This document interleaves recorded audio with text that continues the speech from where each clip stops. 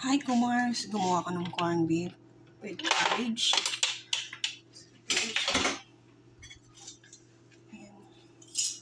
Gawa natin. I-brown muna natin konti. Okay.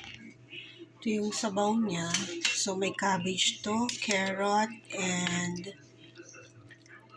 potato with onions, salt, and pepper. Saka yung seasoning na kasama yung corned beef. So, ito yung corned beef. It's done. It's already tender. We will just broil the top.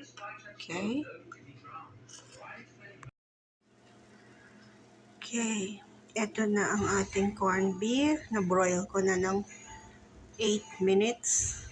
Okay. Okay. Tiin natin, guys.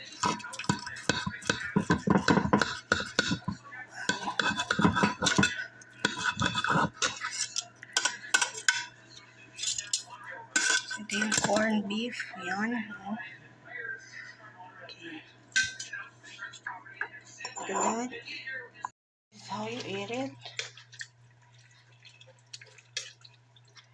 Put cabbage on the side.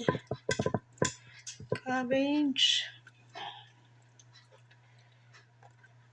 Yan.